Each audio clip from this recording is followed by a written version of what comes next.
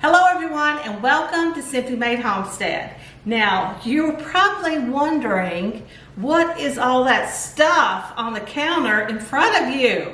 Well guys, today I'm going to show you how to make goat milk soap.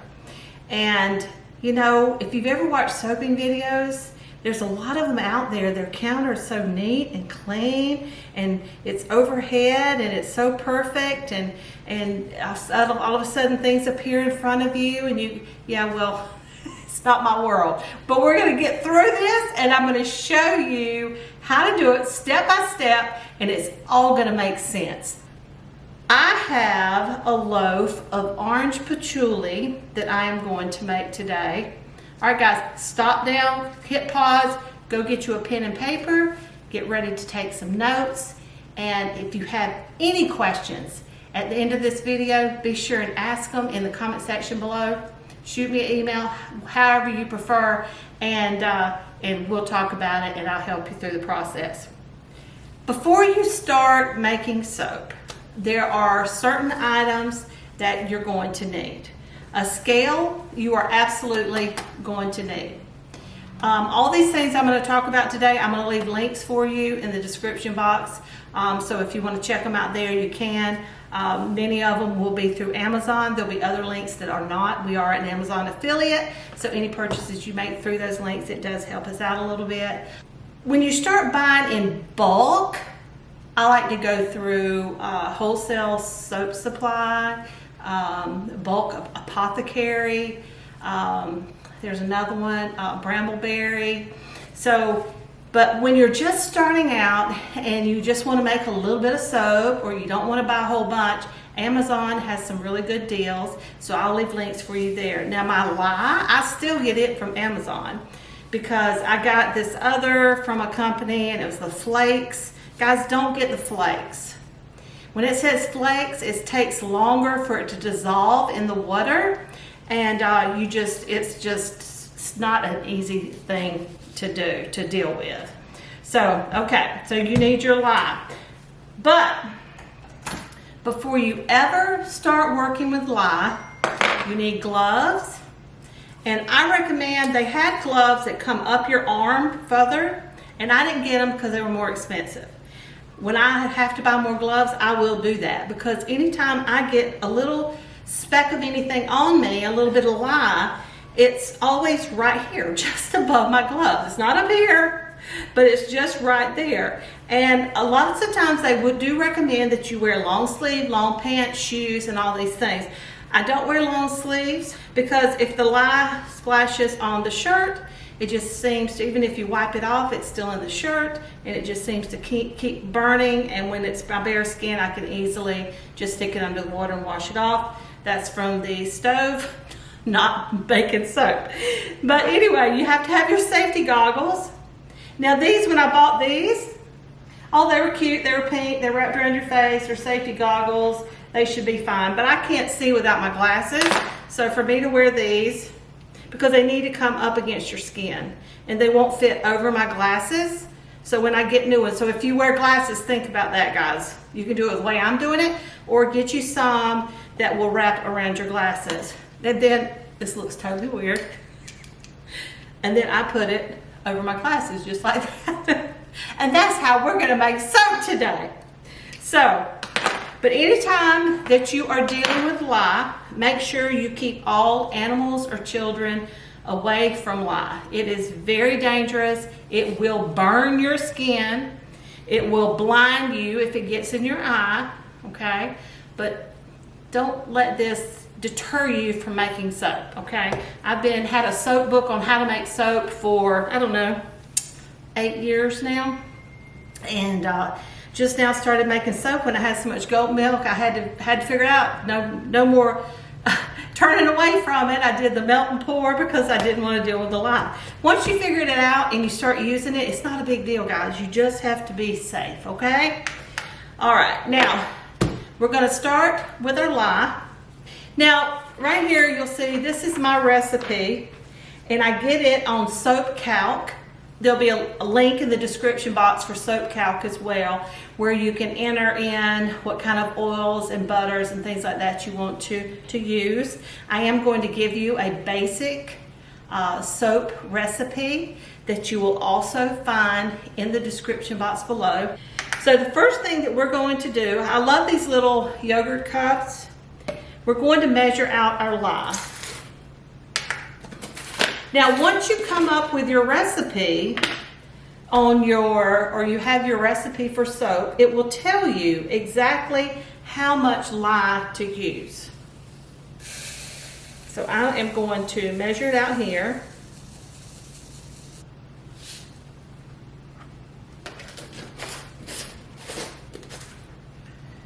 All right, now we're going to measure out our lye and we're going to put it to the side.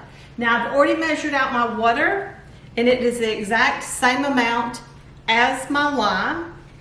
And here's my water here. And now we are going to combine the two. Remember, gloves, safety glasses, and you always add the lye to the water. Now today I have just water because I ran out of my ice cubes of distilled water, and so I don't have any other choice. But when you start with ice rather than water, it helps to keep a lot of the fumes down from the lye. And so I highly recommend it, guys. Get you some distilled water, some ice cube trays, and freeze up some cubes of ice. But today we have the water, so what it means is it's going to take longer for this to come down to a temperature that we want to be at before we put everything together. Now I'm doing this and I don't have my glasses on. Shame for shame for shame. Okay, let's get suited back up here.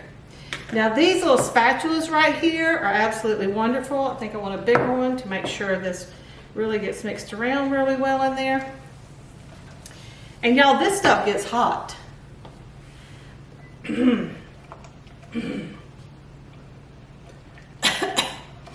And there are fumes when you have water. So like I said, you want to get your mask out and put your mask on. Keep your head back. But if you have ice cubes, you really don't get those fumes like that. All right. Now I just added a little bit of the lye. So we're going to add some more.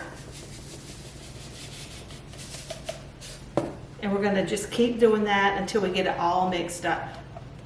And you know what? Even if you don't have goat milk, you can still use this recipe.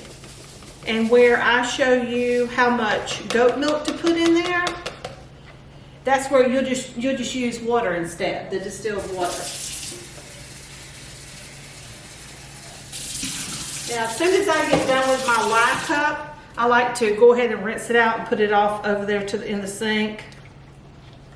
And then you just keep stirring the lye in the water until it gets well dissolved. Now be careful, because if you get to splashing and stirring too hard, you're going to splash it up. And you really want to watch your counter. I really want to get like a tablecloth or something to put out here, because I'm always wiping and watching and being really careful that I don't burn a hole in my countertop. I don't know if it would or not, but why take the chance, right? All right. I don't feel any crunchies down in there. Now these little spatulas, super good, guys. And when you start soaping, any kind of stuff, containers and spatulas and things that you use for soaping, go ahead and decide that's for soaping, because it's going to smell like your essential oils. It will never be the same. You don't want to use it in your kitchen ever again. I absolutely ruined my husband on one of his big water bottle thingies because I washed it in a sink after I had washed soap stuff. It was a mason jar of essential oils. I had washed it and then, oh my gosh. He bleached, he could not get that taste out of his mouth. And it was patchouli, so he's forever against patchouli now, patchouli is kind of like cilantro. You either love it or hate it. I love it. My husband liked it, but now he's not liking it at all. See, now right now this is like 215, the temperature on this soap, on this lye water. You've got to have a thermometer, y'all. This one is excellent. It's $20 on Amazon, and you can't do without it when it comes to soaping. Okay, so our lye water is there, it's cooling, so it's going to sit there and it's going to cool for a while. But in the meantime, I'm going to take my hard butters. Now on your recipe, you'll have olive oil, coconut oil, cocoa butter, avocado oil, and castor oil.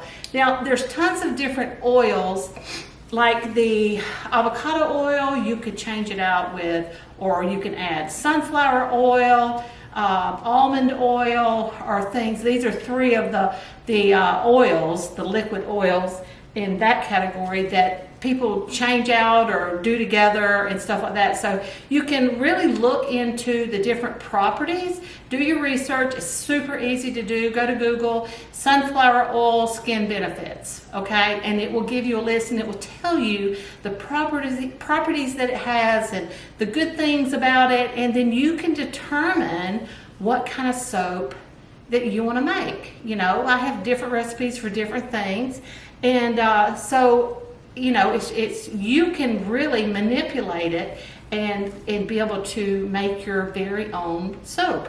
And then the hard oils is in here I have cocoa butter, mango butter, and coconut oil. So we're going to put that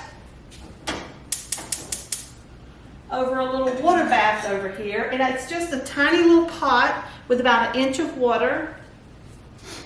And I put it on really low. Now, today, like I said, I'm doing the orange patchouli. It is a blend that I have made myself. I made it to where it was to the scent that I like. But in order to know how much essential oil to put in a batch, you can go to Wholesale Soap Supply. I'll leave a link below, where they have a calculator. You can put in cold processed soap and then use fragrance oils or essential oils, and you can add in the ounces, how much you're going to make, and it will tell you how much of it you need in that soap. Now this is where your pen and paper comes in. So when you decide to start adding colors and things like that, you can do that. Now there are a lot of clays out there. This one right here was colored with a rose clay, and all the, you know, the clays are really good to add to soap. It's good for your skin, and but the clays, they do help your soap to thicken. And when you're first starting out, that's something you have to be super careful of. And some essential oils too. You have to be super careful of, because it'll start thickening, and it's like you got soap on a stick. It'll thicken so hard, and you're trying to get it in the mold, and then you're having to like beat it down and press it down because there's air pockets. And I'm serious about that. I mean, that's where I start out with this really clean countertop, and then it starts thickening up on me too fast, and then I got soap everywhere. So you have to be really careful of that. And some essential oils will do that too. Now, a big mistake that I made in the beginning is I ordered a lot of my essential oils off of Amazon, and I discovered later on that if it is not a pure essential oil, it can make your stuff thicken up super fast, guys. There is nothing wrong with ordering them off of Amazon. I have some still that I use that I got from there, that but it needs to say pure essential oil. The other ones, I just put them aside, and I put them for my little Scentsy thingies and stuff like that to freshen up and shoot out nice little lovely scents around the house.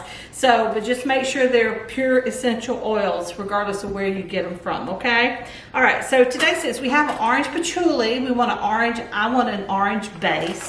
So I'm going to use this mica, which you can order from all of those supply places. They have them on Amazon, y'all. And when you do mica, it's 1 teaspoon of mica to 1 tablespoon of oil, like sunflower oil is what I use. You could use any kind of light oil. And since it's going to be for the base, I'm making kind of a big batch. Now my sunflower oil, this is just a little cutesy bottle thing here that I use because it's just so much easier than having that big old jug, because I get it in it's like a 7-pound jug.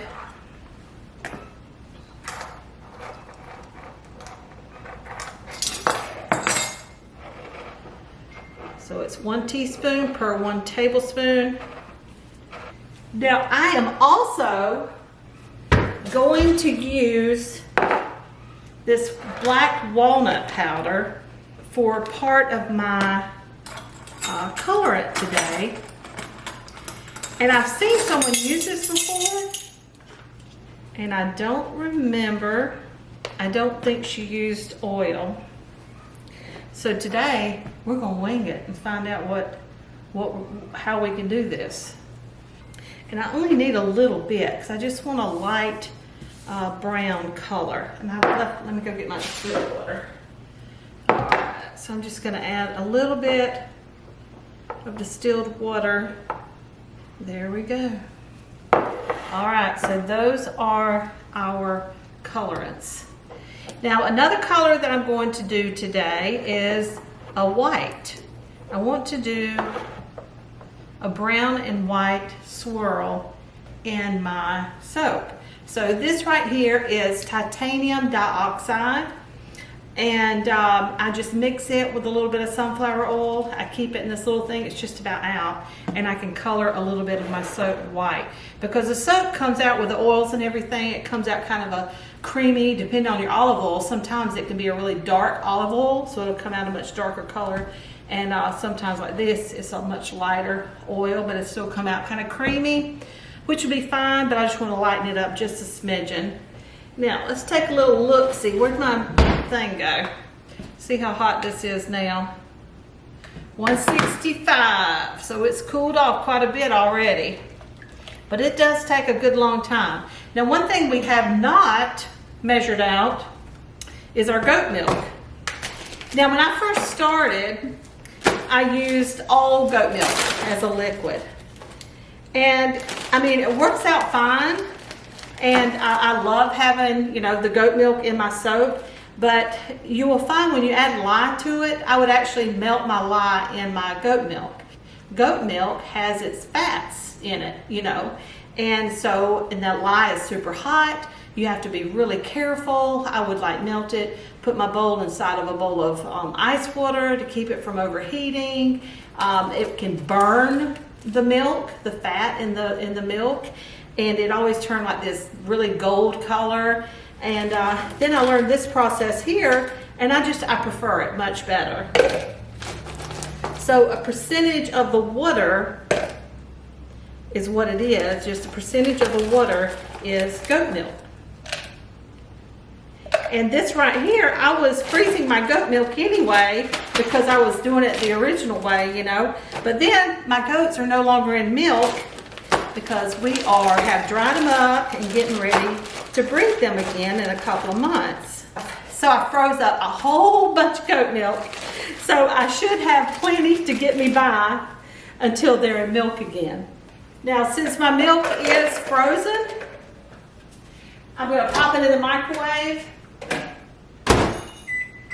for 30 seconds just to kind of break it down a little bit. See, and it's still lots of ice cubes in there.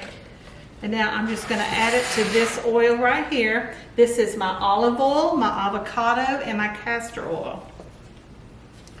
So I'm going to add it to that. These are your just plain oils, not your butters. The butters are the only things that you have to melt. And then I'm just going to mix it around in there. And now it'll be a little bit cooler than room temperature, but I'm going to let it sit just like the lye and let it all come up more towards room temperature.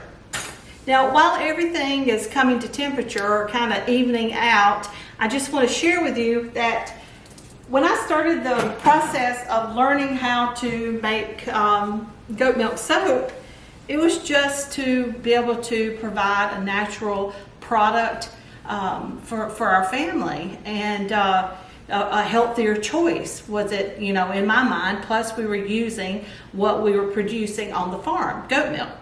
So, and then I just fell in love with it. Absolutely fell madly in love with it. And and so now we have a soap business. And if you want to check us out, it's Sweet Nibbles Soap. I'll leave a link for you below for that as well. And we came to Sweet Nibbles. If you haven't heard this story yet, you may have. But our goat herd, they are registered Nigerian dwarf dairy goats. And when we had to register our herd, we had to come up with a name. Well, Simply Made was already taken. And my husband said, what about Sweet Nibbles? Because they do this little nibbling thing all the time, and we love our goats very, very much. And I loved it. I just thought that was adorable. So we did that. And so then I named the soap business. It's in honor of our girls, our little Sweet Nibble herd of dairy goats. Now, I like to soap at 85 degrees. And it has worked out really, really well for me. All right, so I'm just going to add this over here. And I do like for this one to cool off a little bit before I add this other oil over in it, because it does have the goat milk in it. So now I just added my oils into my melted butters. We're gonna mix that around. And you see I've got this on the towel here because it's very warm. Let's see what we've got. 104. See, that's a whole lot cooler than what it was. And this one is 149. All right, so I'm gonna put this one in a little something to cool it off. Just a little bit of just cold water straight out of the faucet. Make sure that's not going to float up and spill over, because that would be just a super huge catastrophe. Get rid of that just a little bit. So always remember, be very careful with your lye, guys. Don't be scared of it. Just respect it and do your safety things, you know.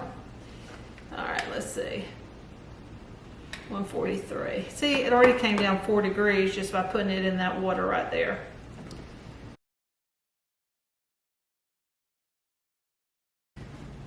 All right, guys, let's take a check here.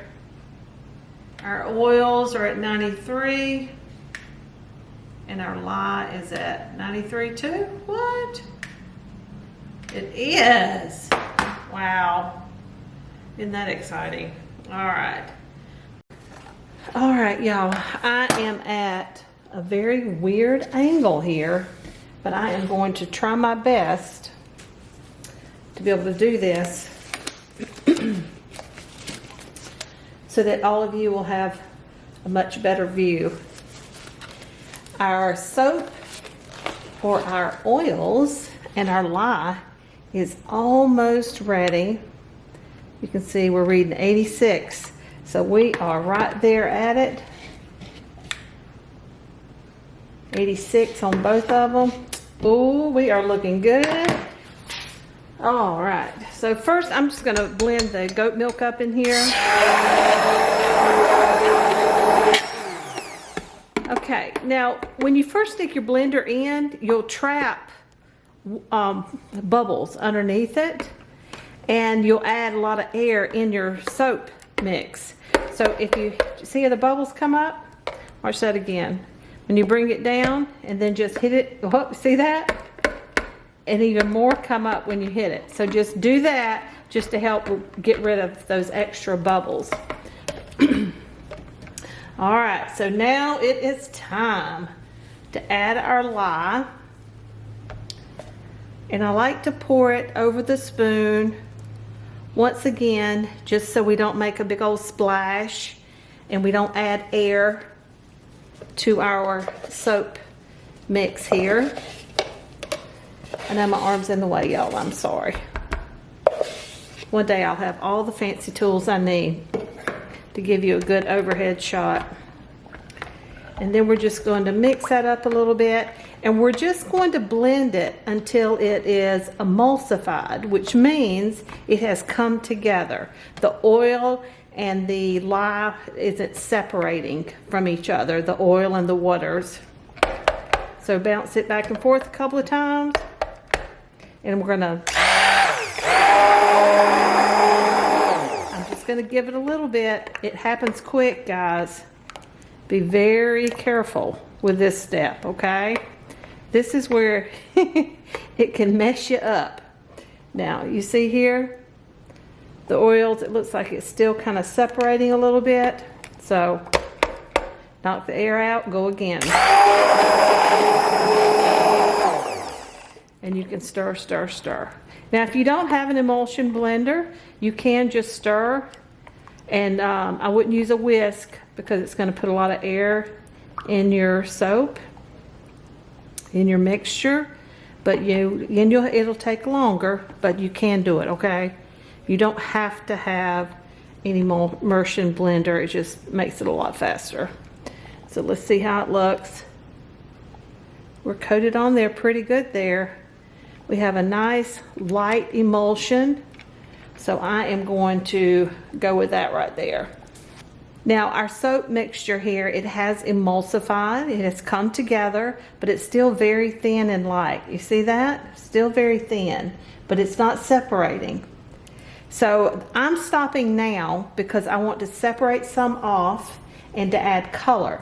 Now if you want to just one color of soap, you can go ahead now and add your essential oils, your color, mix it around, and you can just give it a very light whisking with your blender, give it a stir, and then you can pour it into your mold when it gets a little bit thicker. And you do this and you can see like a trace of the line. That's where trace comes from, is where you can actually trace the line that you make on top of the soap. When you come to trace, then you can pour it in your mold and move on to the letting it sit until it hardens, which we'll talk about that more in just a minute. But I want to have some color in my soap, so I'm going to divide some of it off. Now, even though you may not be ready for color yet, you are going to learn right now how to add the color and how you can very easily pour it into your soap loaf and get a really pretty colors. All right, so our orange is going into the big batch. Let's see, and I'm gonna be a good girl and measure it so I know how much it took. We are going to start out with just 1 teaspoon. I don't want it really bright orange, like pumpkin orange.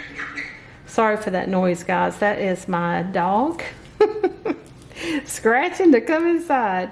Now see, that's a pretty orange. It shouldn't be like really bright pumpkin. It should be kind of a natural pumpkin color, not a cartoon orange color. And then here, I'm going to leave one of them natural since my oils were so light. I had thought about adding a little of the titanium dioxide to get a real pretty white, but I want to keep this one more natural because it's orange and patchouli. So, and I'm just going to give, just some dribbles in there. Mix it around. Now I will stick a stick blender in here and give it a little something extra. But I just want a little light shade of brown. Nothing dark. Okay, see, and I believe that is plenty. And then we've got this one here. I'm gonna add just a touch, just to show y'all. Ooh, that was kind of a lot.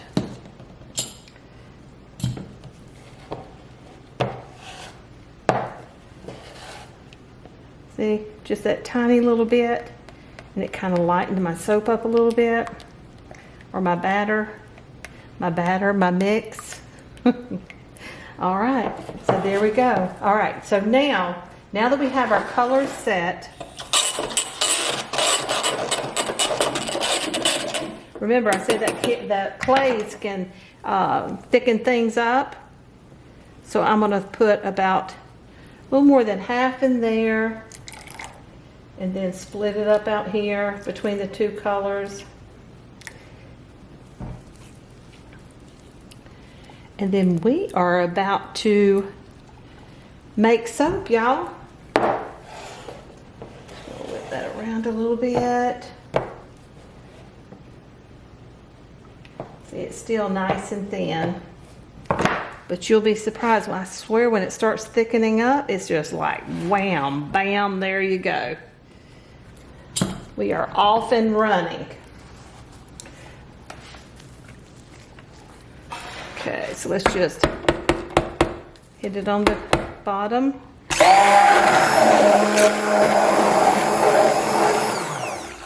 See, and that's pretty thick right there. See how much thicker it is already? Oh my gosh, that smells so good. So good. Absolutely delicious. If you like oranges and patchouli. All right, that is pretty. I like that.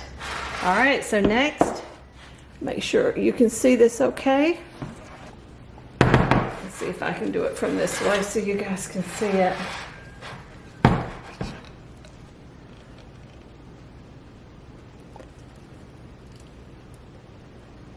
right, so I'm going to pour most of it.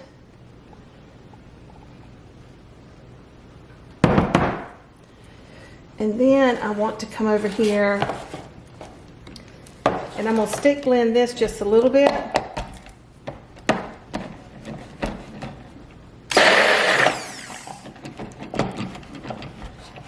Not much, because I really don't want it to thicken up too thick on me.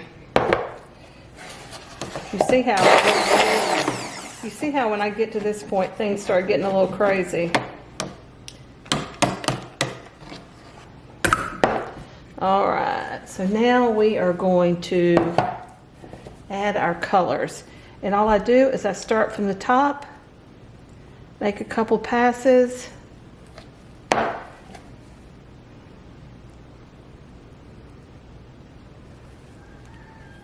couple more passes. And then I just take my chopstick and I just swirl it around. And then I can't get it straight there, so we're going to come back this way. Just like that. And this is really nice and thin. I haven't had one this nice and thin in a long time. All right. And when you pour, the higher up you are, the further down into the soap the color is going to go, depending on how liquid it is. Now this one is really nice and liquid, so I'm super excited to see how it turns out tomorrow when I cut it. Let's put the brown this time. See guys, it is like however you feel, you know? Just whatever you want to do with the colors and the designs. This is what just really hooked me. And when I first started out, I was watching all of these really excellent soapers. And they were making all these gorgeous designs and just doing all this really cool stuff. And I'm just like, I wanted to do it all. Well, let me tell you, I still haven't gotten the kiss pour down, or pour kiss, or whatever they call it, that I thought was super pretty. And then I thought, you know what? This is just, it's making me a headache. So I decided to give it up because I found this technique. I saw someone do this technique Sorry guys, I'm losing my voice here. And I thought, oh, I like that, and that's very pretty. That was kind of my thing, you know? So this is what I do now. All right, so now this is pretty thin. I do like to texture the top. So just trying to clean up a little bit now. But to texture it, it has to kind of firm up a little bit. So we may need to wait just a wee bit for it to firm up before I texture it. Let's see. All right, now I do that because if there are any air bubbles in there, it's gonna send them to the top. Now to texture, let's see what it looks like. Oh yeah, you see how thin that is? Super, super thin. So we are gonna have to wait a bit. But look at the colors. Isn't that pretty?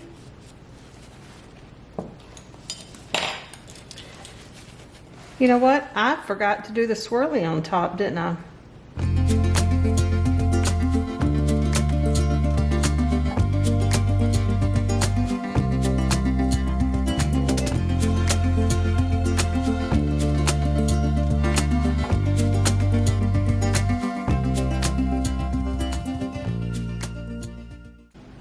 All right, guys, there you go. Orange patchouli, goat milk soap. I'm gonna go put it in our back room underneath the fan where it's the coolest room in our house, and leave it there until in the morning. And then in the morning, I'm gonna cut it and see what those beautiful little designs look like on the inside. I can't wait, super excited.